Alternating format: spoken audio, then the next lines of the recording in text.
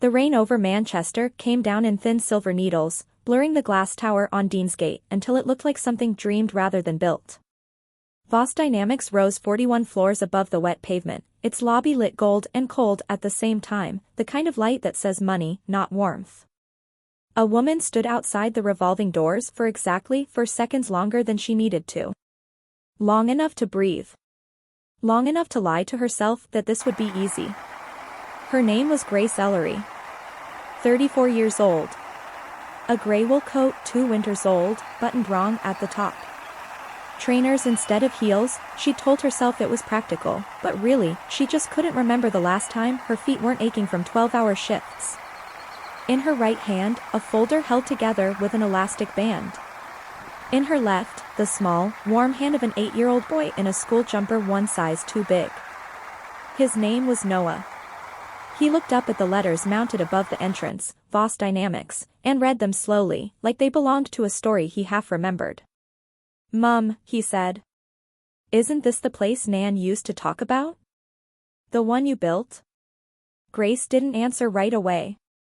She hadn't stepped through these doors in 6 years. Not since the funeral. Not since the buyout papers. Not since she'd signed away the only thing that had ever made her feel like more than someone's daughter, someone's employee, someone's mistake. She crouched slightly and straightened Noah's collar. "Today we're just visitors, love. Can you do that for me? Just for a bit?" He nodded, uncertain, and gripped her hand tighter. Inside, the receptionist barely looked up. Grace gave a name that wasn't hers, Grace Adler, entry-level operations assistant, 10 a.m. interview, and was handed a visitor badge with the kind of practiced disinterest reserved for people who don't matter yet. She and Noah sat on a long leather bench near the lifts. Above them, glass-walled meeting rooms hummed with quiet, expensive conversation. Men in tailored suits crossed the marble floor without glancing down. A woman in heels stepped around Noah's school bag like it was something contagious. 10 minutes passed. Then 20. Then 40. No water offered. No name called. Noah's stomach growled once, softly, and Grace slipped a small bag of crisps from her coat pocket. He ate carefully, but a few crumbs escaped onto the polished floor. A passing assistant and young, sharp-suited, phone in hand, stopped, looked down, and said without breaking stride, "This isn't a creche, you know," before walking on. Grace said nothing. She knelt and gathered the crumbs into her palm with the same steady hands that had once soldered circuit boards at 2 in the morning in a garage that didn't have proper heating. Behind the glass wall of the executive boardroom, a meeting was already underway. At the head of the table sat Marcus Doyle, 51, silver-templed, a signet ring catching the light every time he gestured. Beside him, Priya Kapoor, 29, brought in 18 months earlier as the acceptable young face of the company, sharp blazer, sharper instincts, and an expression trained never to show doubt. Across from them, 2 representatives from a private equity firm called Halvern Capital, waiting with the patient stillness of men who had already won. Doyle glanced through the glass, saw the woman and the boy on the bench, and smiled the way people smile at something they've already decided is beneath them. "Another one hoping a sad story gets her a job," he murmured. A few of the directors chuckled. Noah heard it. He didn't understand all the words, but he understood the laughter. He shrank a little smaller against his mother's arm. Grace's hand tightened around the folder in her lap, the way a person's hand tightens around something they've decided, for now, not to use. 9 years earlier, none of this glass had existed. There had only been a leaking lock-up garage in Salford, a second-hand oscilloscope held together with gaffer tape, and a 19-year-old apprentice electrician named Grace who had failed her first 2 attempts to get a business loan and cried in her car both times before driving home to make her mum's tea. Grace hadn't been born into comfort. Her father left when she was 6. Her mother, June, cleaned offices at night and slept for hours a day so Grace could stay in school instead of taking a job stacking shelves. What Grace had always believed, stubbornly, almost foolishly, was that good engineering wasn't about being clever. It was about being useful to people nobody else bothered to design for. Her first real invention was a low-cost battery regulator that could keep a home ventilator running through a power cut. She built the prototype for a neighbor whose son needed one. Word spread through the estate before it ever reached an investor's desk. June hadn't understood spreadsheets. She hadn't understood venture capital. But she understood her daughter, and on the night the bank rejected Grace for a third time, June had taken off her wedding ring, the only thing of value she owned, and pressed it into Grace's palm. "Sell it," she'd said. "If it keeps someone's mum breathing at night, it's worth more melted down than sat in a drawer."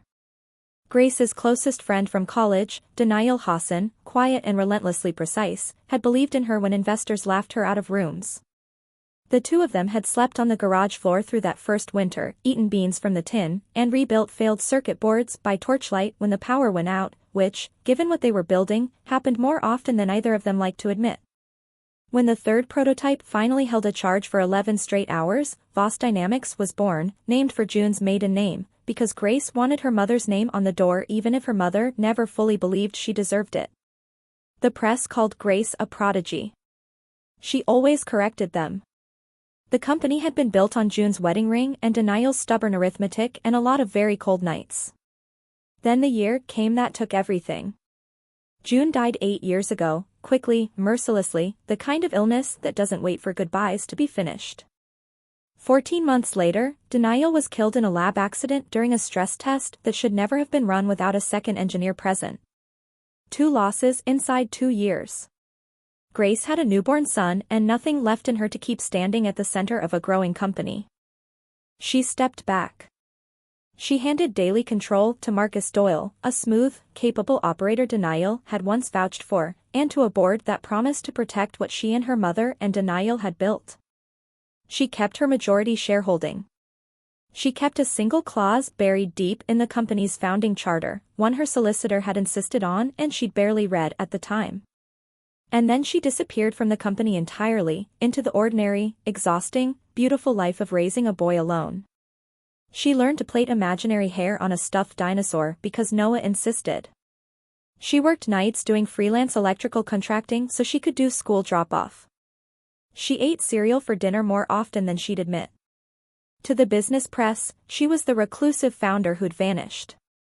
To Noah, she was simply the person who never missed a single bedtime. The email arrived on a Tuesday night, while Noah slept with his dinosaur tucked under his chin and Grace's tea went cold on the kitchen table. She'd been watching an old video clip, the grainy footage of June in the garage, sleeves rolled up, laughing at the camera and saying that one day this daft little company would keep the lights on for people who'd never once been thought about by anyone with real money. A new message blinked in the corner of the screen. No name attached.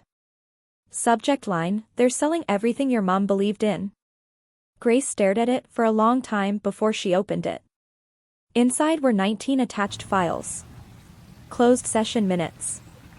Side letters. Wire transfer logs. An almost finalized sale agreement to Halvern Capital, a private equity firm known for one thing, buying promising companies, stripping them for parts, and burying the parts that didn't turn a fast enough profit. She read until the sky outside her kitchen window turned the color of old bruises. The picture that formed was slow and deliberate. Marcus Doyle and 2 senior directors had spent 11 months quietly gutting the low-income energy access division, the ventilator regulators, the flood relief power kits, the whole reason June's ring had ever been sold, so that on paper, the company would look weak enough to justify an undervalued sale. The offer on the table was nearly 40% below true value. After the sale, Halvern intended to shut the humanitarian division entirely and sit on the patents purely to keep competitors from using them. Doyle stood to receive a personal payout of £2.3 million if the deal closed by the end of the quarter.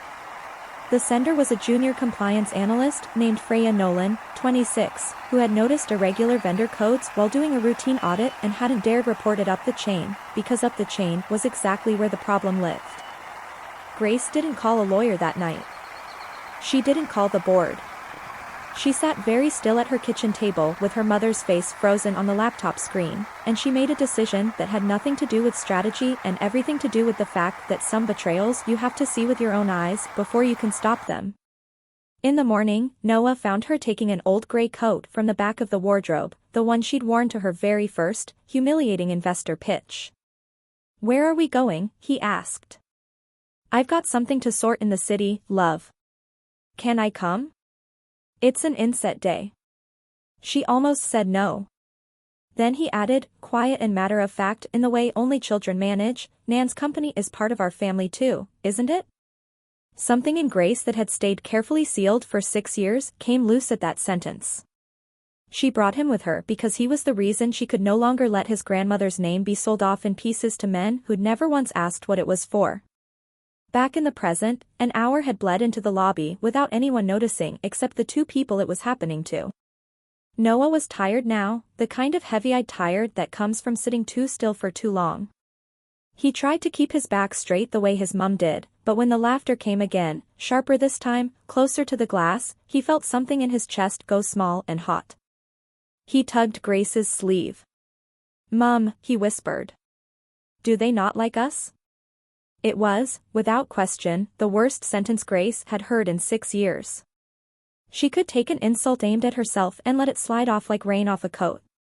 She'd built an entire company out of swallowing dismissal from men who assumed a girl from a Salford estate had nothing worth listening to. But Noah wasn't supposed to learn, at 8 years old, in a lobby his own grandmother's ring had paid for, that his mother was someone people looked past. That was the exact moment Marcus Doyle chose to step out of the boardroom.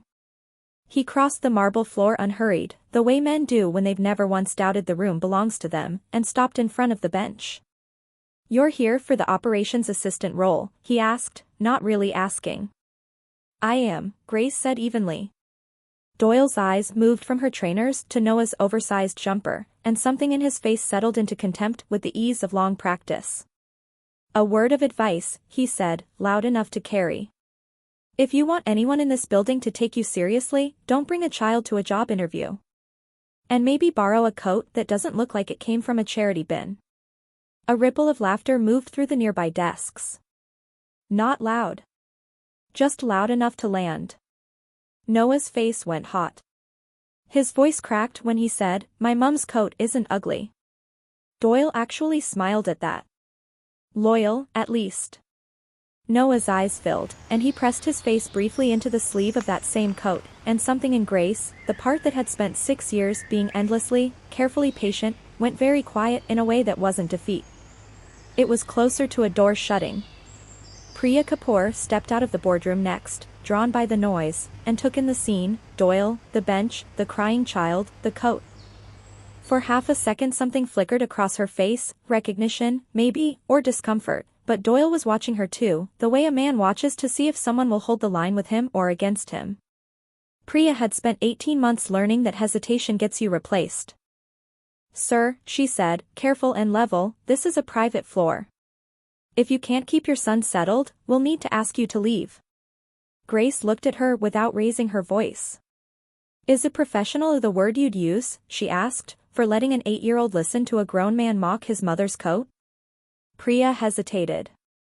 The question landed somewhere she hadn't let herself look in a long time. But Doyle was still watching, and she chose composure instead of an answer, the kind of composure that costs the most and gives back the least. Doyle turned to security. "Escort them out." 2 guards stepped forward. Noah gasped and grabbed a fistful of Grace's coat. Grace crouched to his eye level, unhurried, and wiped his cheek with her thumb the way she had 1,000 times over spilled milk and skinned knees. "Go and stand with the lady at the desk for a minute," she said softly. "I'm not going to let this place be your worst memory of it. I promise you that." Noah nodded, shaking, and the receptionist, an older woman named Doreen, who'd worked reception since before Grace's first day in this building, came round the desk without being asked and took his hand. "Stay with me, love," she murmured. "Your mom knows exactly what she's doing." Grace stood. She unclipped the visitor badge from around her neck and pressed it gently into Doreen's palm. Then she walked toward the boardroom. Doyle signaled the guards to block her. "That's quite enough." Grace reached into her coat pocket and drew out a small black card. Matte, unmarked except for a single embossed line of text and a chip reader strip, a Founder's Charter authentication card, the kind issued only once, to the person whose name was on the original incorporation papers. The lead guard read it, and his posture changed instantly. He stepped back and lowered his radio. "What are you doing?" Doyle said, louder now, less certain. "Stop her. Nobody move." Grace pushed the boardroom door open. The full weight of Voss Dynamics leadership sat around that table. Doyle. Priya. General Counsel. 2 board members. The Halvern Capital representatives, pens already uncapped over a signature page. Grace walked the length of the room to the seat at the head of the table, left empty, she'd learn later, out of habit rather than respect, and set down her folder. The sound it made was small. It was also final. Doyle turned, annoyance already curdling into something else as recognition caught up with him. He'd seen this face before, 9 years younger, in old press photos he'd once used to justify his own hiring. "You're Grace Voss," she said. "Or I was, before I signed my married name onto a hospital form and never bothered changing it back. Founder. Majority shareholder. Charter authority holder." She opened the folder and set her card down beside the sale agreement, right on top of the signature page. The room's temperature seemed to drop by several degrees. "I sat outside that door for an hour," she said, and her voice never rose, not once. "Long enough to understand this company isn't just being sold. It's being hollowed out from the inside and dressed up to look like a bargain." The silence that followed wasn't a pause. It was the sound of a room realizing the floor had moved beneath it.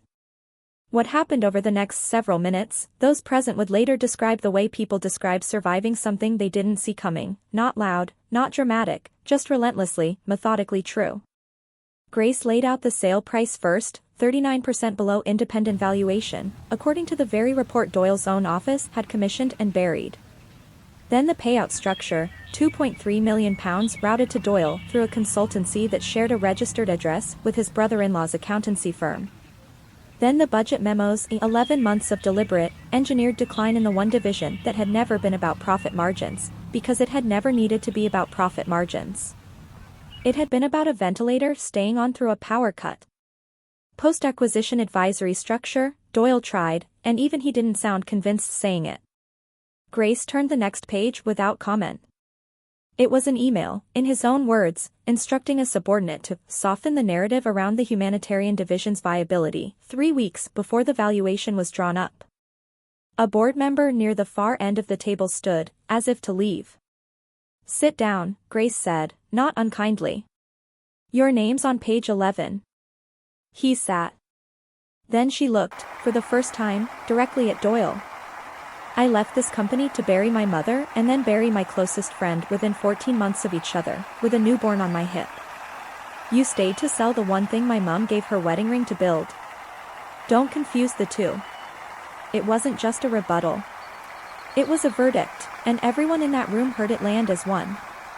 Grace turned to Priya last, and this time her voice softened, just slightly, not because Priya was innocent, but because Grace recognized something in her that she'd once seen in her own reflection. She slid across a document bearing an electronic version of Priya's signature. "Recognize this?" Priya read it, and her face changed in stages, confusion, then disbelief, then something closer to grief. The clause wasn't in any summary she'd ever signed off on. Doyle had used her acting authority to legitimize appendices she'd never been shown, burying the real terms 3 layers beneath the version she'd actually reviewed. Her hand trembled, just once, before she steadied it. She understood now, with the particular clarity that only humiliation brings, that she hadn't been steering anything. She'd been the acceptable face bolted to the front of someone else's ship. Grace didn't wait for her to speak. She reached into the folder for the last document, the one she'd hoped, walking in that morning, she wouldn't need to use. It was the founder's emergency reinstatement clause. Written into the original charter the night Voss Dynamics was incorporated, at her solicitor's quiet insistence, back when Grace had been too exhausted from 20-hour days to argue about paperwork she assumed she'd never need. The clause allowed the founder to reclaim full operational control immediately, if the company was found to be the target of fraud, a fraudulently undervalued sale, or a material betrayal of its founding purpose. She uncapped a pen, plain, chewed at the cap, the same pen she'd used to sign every school form Noah had ever brought home, and signed the reinstatement order in front of every witness in the room. Then she set down a short stack of termination letters. Marcus Doyle. Effective immediately. Every director named in these appendices, your operational authority ends now. Doyle's composure finally cracked. This is illegal. You'll be hearing from our solicitors within the hour. Good, Grace said. Discovery's going to be very educational for everyone. Security entered, not for Grace this time, but for Doyle and the two directors whose names filled the darkest pages of the folder. As they were led past the glass wall, Doyle caught sight of Noah standing beside Doreen at reception. The boy had stopped crying. He watched the men walk past with the steady, unblinking look of a child who didn't understand everything that had just happened, but understood enough to know something important had shifted. When the room finally emptied, no one applauded. No one dared speak first. Grace hadn't come here to be celebrated. She'd come here to stop the bleeding, and the wound was still very much open. Halvern's representatives left without a word, their pens still uncapped, useless now. Priya stayed in her seat, staring at the table. When she finally looked up, her voice was smaller than Grace had expected. How much of this did you already suspect, before tonight? None of it, Grace said. I got an email 2 nights ago from someone junior enough to still have a conscience and not yet senior enough to have learned to ignore it. Priya absorbed that. And me? How much did you think I knew? Grace considered the question honestly, the way she considered everything. I don't think you're Doyle. That doesn't make you innocent. It also doesn't make you unforgivable. Depends what you do from here. That evening, Grace didn't go home. Noah fell asleep on a leather sofa in a side office, his dinosaur clutched to his chest, and Doreen brought a blanket without being asked and laid it over him without a sound. Grace stood in the doorway and watched her son sleep, and asked herself, quietly, whether she'd been wrong to bring him. Then she remembered the sound of his voice, "Do they not like us?" and understood that if she'd stayed silent that morning, he would have grown up remembering that his mother lowered her head to men who didn't deserve the room they stood in. Priya stayed too. She kicked off her heels, pulled her blazer around her shoulders against the office chill, and sat across from Grace working through the files page by page. The silence between them was tense but honest, the silence of someone finally doing, 3 years too late, the work she'd skipped. What they found was worse than either of them expected. The humanitarian division had been stripped down to 4 engineers, all 4 with resignation letters drafted and unsent. A flood relief power program for 3 coastal towns in Cumbria was weeks from being quietly cancelled for lack of demonstrated ROI. Small parts suppliers hadn't been paid in months, while their unpaid invoices sat rerouted through a shell consultancy that didn't appear to do any actual consulting. Why didn't you come back sooner? Priya finally asked, barely above a whisper. Grace looked through the glass at her sleeping son. Because some years, a person only has enough left in them to save one thing. I chose him. I don't regret it. I just didn't know I'd have to come back and save this too. Priya didn't answer. For the first time, she wasn't looking at a billionaire founder or a cautionary tale from the business press. She was looking at a woman who'd survived exactly the kind of loss that rearranges what you think you're capable of. Late that night, a junior compliance analyst named Freya Nolan was called up to the top floor, certain she was about to be sacked for the anonymous email. Grace stood and shook her hand instead. You did what an entire floor of very well-paid people were too frightened to do, Grace said. You told the truth. Freya didn't trust herself to speak.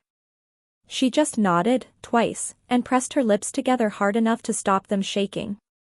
The next morning, Grace called an all-staff briefing.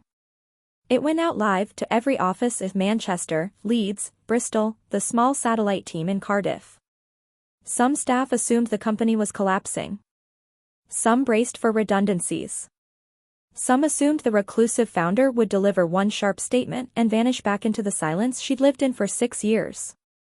Grace walked onto the stage in the same gray coat she'd worn the day before. She hadn't changed into anything sharper to prove a point. She wanted the people who worked here to see her exactly as she was. Noah sat in the front row with Doreen. Priya stood off to the side, ready to step forward if she was called, not ahead of anyone this time. Grace didn't open with numbers. She opened with a lock-up garage in Salford, and a wedding ring sold for parts, and a friend who rebuilt failed circuits by torchlight because the power kept cutting out in the one building where that should never have been funny. Then she said something most founders never managed to say out loud. I believed that owning the majority of a company was the same as protecting it. I was wrong. A company isn't protected by paperwork. It's protected by the people who choose, every single day, to do the right thing when nobody's checking. She wasn't performing humility. She was a woman taking ownership of 6 years of absence in front of the very people who'd lived inside the consequences of it. Then she laid out 3 decisions. First, the Halvern Capital sale was cancelled, effective immediately, with legal notice already filed. Second, an independent investigation would begin at once, with every piece of evidence of fraud handed directly to regulators, no internal review to soften it first. Third, the Humanitarian Energy Division would be fully refunded, with priority restored to the exact projects that had quietly been written out of the plan, the ventilator regulators, the flood relief kits for the Cumbria towns, the small community programs that had never once shown up as a line item worth defending, because to Grace and June, they'd never been a line item. They'd been the entire point. If you want to leave, Grace told the room, you can leave with dignity, and I'll write you the best reference I can. If you stay, understand this company will not be run on fear, or on contempt, or on decisions made behind glass doors while people wait outside them for an hour with their children. For a long moment, nobody moved. Then Freya Nolan stood. Then Doreen. Then an engineer near the back who'd been 3 days from handing in his notice. Then, slowly, most of the room. Priya walked up onto the stage, not in front of Grace, beside her. I let a mother be humiliated in front of her son inside a building I was meant to be responsible for, she said, and her voice didn't waver, even though it clearly cost her something not to. I mistook coldness for competence, and I won't pretend that was a small mistake. From today, if I'm still standing in this building, I'll be standing on the side of whoever's telling the truth, not whoever's signing the biggest check.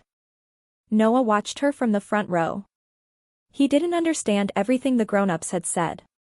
But he understood the simplest part of it, someone had just said sorry, properly, out loud, in front of everyone. 2 months passed. The investigation confirmed everything the files had suggested and found more besides.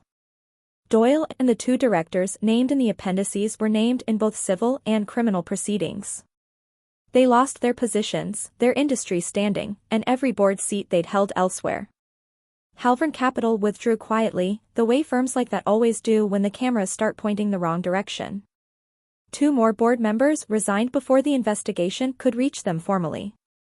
Voss Dynamics didn't recover overnight. But the lights in the Humanitarian Division came back on, quite literally, within a fortnight. Engineers who'd had resignation letters drafted deleted them instead. The Cumbria flood relief program resumed. The small suppliers, finally, got paid with interest, because Grace insisted on it personally. She didn't count the recovering share price as her real victory. That came on an ordinary Thursday afternoon, walking past the open door of the research lab, when she overheard a young engineer say to a colleague, "This is starting to feel like the place I actually applied for." Priya stayed on, though not as acting chief executive. She'd asked, instead, for a role where she could help rebuild the exact division she'd once allowed to be quietly gutted. The relationship between her and Grace grew slowly, respect first, then something like trust, then, much later, something neither of them rushed to name. One quiet Saturday morning, Grace brought Noah back to the main lobby. By then, most of the staff recognized her on sight. People stopped to say hello, to thank her, to ask after Noah's dinosaur, which had apparently achieved a strange kind of celebrity status among the reception staff. But Grace hadn't come to be greeted. She led Noah to the same leather bench where the 2 of them had once waited, unseen, for an hour. "Why are we sitting here, Mum?" he asked, settling in beside her. She wrapped an arm around him, the same way she had that first morning. "Because I want you to remember this spot. Not so you can hate anyone for it. Just so you know something simple, when people fail to see what you're worth, that's about them. Don't ever let it become what you believe about yourself." Doreen watched them from the desk, smiling. She'd been there the day the company first opened its doors, and she'd been there the day its founder finally came home to it. Priya approached, dressed simply, and crouched down so she was level with Noah. "I didn't protect you the last time you were sitting here," she said. "I'm sorry." Noah looked at her for a long moment. Then he held up his dinosaur and let it gently bump against her hand, not a grand forgiveness, just the small, quiet way a child shows a wound has started closing. The three of them stood together and walked toward the lift. The doors slid open. Grace stepped in with her son's hand in hers and Priya beside her, and the floor numbers began climbing toward the top of the building. But this time, she wasn't a mother left waiting outside a boardroom she'd built with her own hands. She was a woman who'd remembered, at exactly the right moment, what power was actually supposed to be for. It was never about the tower, or the title, or the name on the door. It was about making sure nobody's child ever has to ask, again, "Mom, do they not like us?" And hear silence where an answer should be.